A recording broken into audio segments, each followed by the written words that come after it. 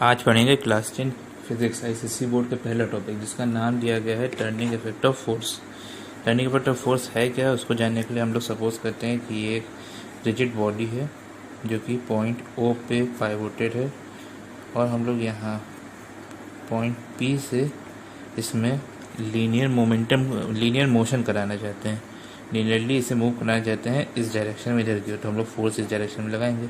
लेकिन क्योंकि ये बॉडी पाइवोटेड है तो उससे क्या होगा, बॉडी इधर ना मूव होने के बजाय इसमें एक रोटेशन होगा, बॉडी टर्न हो जाएगी, इसमें रोटेशन होने लगेगा। हम लोग जैसे जैसे फोर्स बढ़ाते चले जाएंगे वैसे वैसे इस बॉडी का टर्निंग होने वाला जो प्रोसीजर है, जो मूवमेंट है बॉडी का, क्लॉकवाइज एंटी क्लॉकवाइज टर्न करेगा वो तो दूसरी बात है, लेकिन जो ये मूवमेंट हो रहा है इसमें वो सिर्फ सर्कुलर होगा, एक रोटेशनल मूवमेंट होगा। इसी मूवमेंट को कहा गया है टर्निंग इफेक्ट ऑफ फोर्स। इस फोर्स की वजह से ही इस बॉडी में टर्निंग इफेक्ट आया है। अब ये टर्निंग इफेक्ट जो फोर्स में है वो किन चीज़ पर डिपेंड करता है, या इसका मैग्नीट्यूड किस किस चीज़ों पर डिपेंड करता है। बॉडी कितना टर्न होगी ये डिपेंड करता है दो चीज़ों पे, मैग्नीट्यूड ऑफ टर्निंग का मैग्नीट्यूड डिपेंड करता है। टर्निंग का मैग्नीट्यूड डिपेंड करेगा दो चीज़ों पे। पहला तो होगा मैग्नीट्यूड ऑफ फोर्स अप्लाइड हम लोग कितना फोर्स लगा रहे हैं वो, और दूसरा पॉइंट है perpendicular distance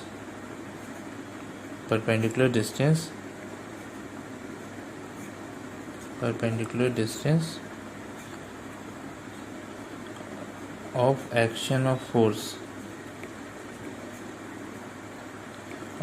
of force from point ओ।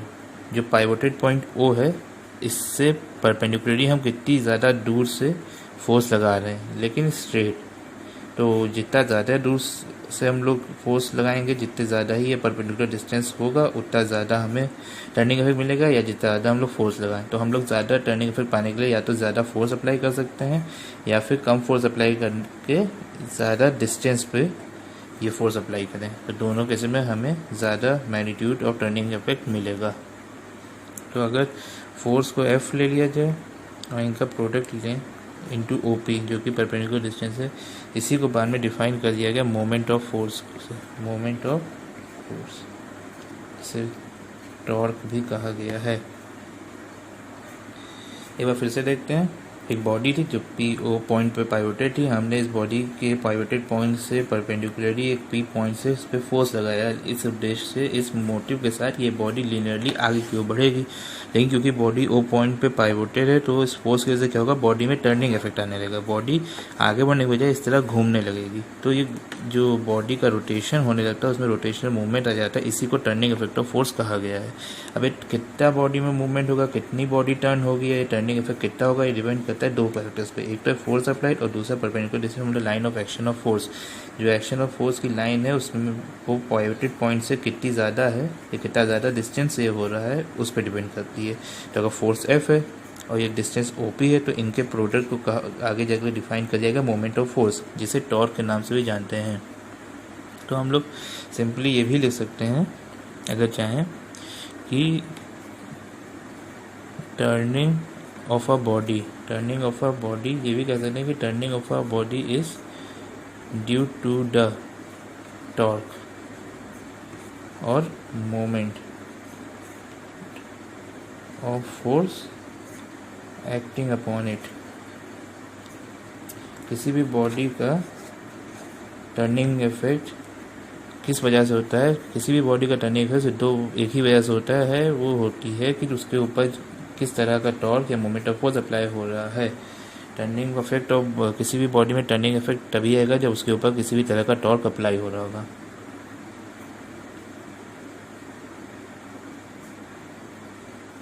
ठीक है, एक बार जल्दी से फिर से देख लेते हैं जितना हमने पढ़ाया है।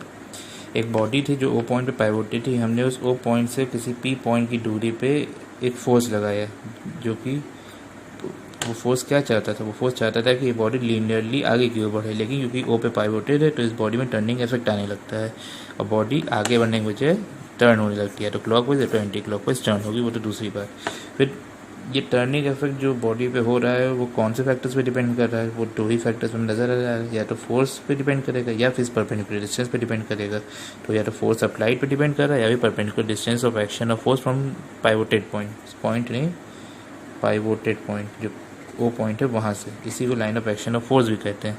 तो F into O P is equal to moment of force कह दिया गया, जो फोर्स और इसके perpendicular distance from the line of action of force, इन दोनों के जो प्रोडक्ट होगा, क्रॉस प्रोडक्ट होगा, उसी को मोमेंट ऑफ फोर्स या टॉर्क कह दिया गया। अब क्योंकि इसी टॉर्क की ही वजह से जो प्रोडक्ट है जिसे टॉर्क कहा गया है, इसी की वजह से तो बॉडी में टर्निंग इफेक्ट आ रहा है। तो हम लोग टर्निंग इफेक्ट बॉडी का डिफाइन कैसे कर सकते हैं? Turning effect of body is due to the torque और moment of force acting upon it या एक्टिंग ऑन डेड बॉडी, इसी की वजह से टर्निंग इफेक्ट है। अब टॉर्क को हमने कैसे लिखा? टॉर्क को हमने लिखा है force applied into perpendicular distance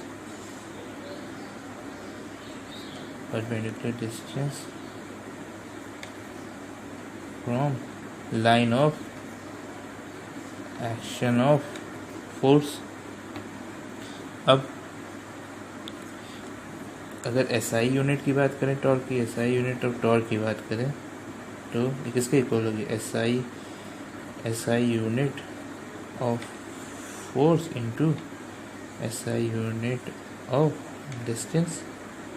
तो एसआई यूनिट फोर्स की क्या है? न्यूटन इनटू मीटर, जो कि न्यूटन मीटर होगा। ये क्या है? SI unit. अगर सीजीएस यूनिट की बात की जाए तो सीजीएस यूनिट के लिए क्या है? 1 न्यूटन मीटर को सीजीएस क्या लिख सकते हैं? 1 न्यूटन को हम लोग लिख सकते हैं 10⁵ डाइन, और 1 मीटर में होता है 10⁻² सेंटीमीटर। इसे इक्वल करके लिख सकते हैं 10⁷ डाइन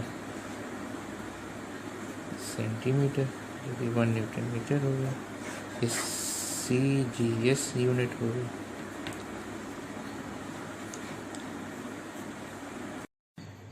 एक बॉडी है, मान लीजिए एक सर्कुलर बॉडी है जो कि एक पॉइंट है ओ, उस पर पाइवोटेड है। अब इस पाइवोटेड पॉइंट से 20 सेंटीमीटर की दूरी पर, 20 सेंटीमीटर की दूरी पे इस पाइवोटेड पॉइंट पे, यहाँ पी पॉइंट से एक फोर्स एफ लग रहा है जिसकी वैल्यू है 10 न्यूटन के बराबर। तो हमें कैलकुलेट करना है, कैलकुलेट टॉर्क। सॉल्यूशन इसका क्या होगा? देखिए, पहली बार फोर्स हमें दिया है F इक्वल्स टू क्या है? 10 न्यूटन, और परपेंडिकुलर डिस्टेंस कितना दिया है? 20 सेंटीमीटर, जो कि है 0.2 मीटर के इक्वल्स। तो टॉर्क होता है force into perpendicular distance from line of action of force. तो फोर्स कितना है? 10, परपेंडिकुलर डिस्टेंस क्या है? 0.2, यूनिट क्या है? न्यूटन मीटर, पॉइंट क्या? 0 क्या? 2 न्यूटन मीटर हमारा आंसर हो गया। इतना टॉर्क अप्लाइड हो रहा है बॉडी पे। अब दूसरा क्वेश्चन इसी तरीके से देखते हैं। इसमें हम लोग सपोज करते हैं कि बॉडी है जो इसी पे प्रीवियसली तरह 0 ओ पॉइंट पे पाइवोटेड है, और किसी भी पॉइंट से इसके ऊपर एफ फोर्स लग रहा है इसके पाइवोटेड पॉइंट पे, जिसकी वैल्यू है 10 न्यूटन के बराबर। अब अगर ओ से पी का डिस्टेंस आर है, और टॉर्क अप्लाइड ऑन बॉडी दिया है 2 न्यूटन मीटर, तो फाइंड आर। आसान है, जैसे ऊपर किया था वैसे नीचे करें। तो क्या होता है? टॉर्क इक्वल्स टू क्या होगा? एफ इंटू आर होगा। तो आर इक्वल्स टू क्या होगा? टाउ अपॉन एफ टाउ क्या है 2 न्यूटन मीटर, एफ क्या है 10 न्यूटन, कैंसिल हो गया 0.2 मीटर है आंसर। तो ये सिंपल क्वेश्चन है जिनमें हमें टॉर्क कैलकुलेट करना था किसी बॉडी के ऊपर अप्लाइड हुआ। जैसा कि हम जानते हैं टॉर्क दो वेक्टर क्वांटिटीज का प्रोडक्ट है, तो टॉर्क इटसेल्फ दो वेक्टर क्वांटिटीज का क्रॉस प्रोडक्ट है, तो torque itself will be a vector quantity. Now अब हम डिस्कस करेंगे दो टाइप्स के मोमेंट की। एक होता है क्लॉकवाइज मोमेंट, दूसरा है एंटी क्लॉकवाइज। जैसा कि नाम से पता चला है, अगर फोर्स अप्लाई करने पे या मोमेंट ऑफ फोर्स की वजह से जो टर्निंग इफेक्ट बॉडी में हो रहा है, अगर turning effect on a body due to torque उसे टर्न करती है क्लॉकवाइज डायरेक्शन में, तो उस टॉर्क को क्लॉकवाइज मोमेंट बोलते हैं। और अगर उस similarly turning effect of a body due to torque उसे एंटी क्लॉकवाइज रोटेट करती है, इसी टॉर्क को बोलेंगे एंटी क्लॉकवाइज मोमेंट। ये तो पहली बात हो गई। फिर कन्वेंशनली ये मान लिया गया कि एंटी क्लॉकवाइज मोमेंट की वैल्यू हमेशा पॉजिटिव होगी और क्लॉकवाइज मोमेंट की वैल्यू हमेशा नेगेटिव होगी। तो जब भी बॉडी क्लॉकवाइज डायरेक्शन में बॉडी पे टॉर्क लग रहा होगा तो हम लोग टॉर्क के साथ साथ हमेशा नेगेटिव होगा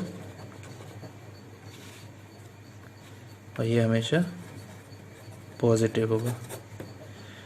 तो जब भी किसी बॉडी पे टॉर्क की वजह से वो क्लॉकवाइज रोटेट करती है तो उसका टॉर्क हम लोग जब आंसर लिखेंगे तो उसमें नेगेटिव साइन ये शो करेगा कि इसके ऊपर टॉर्क क्लॉकवाइज मोमेंट में, टॉर्क की वजह से बॉडी क्लॉकवाइज रोटेट हो रही थी। और जब पॉजिटिव टॉर्क दिया तो हम ये समझ जाएंगे कि बॉडी एंटी क्लॉकवाइज रोटेट कर रही थी। तो आज इस वीडियो में यहाँ तक, आगे के लिए हमारी नेक्स्ट वीडियो का वेट करिएगा।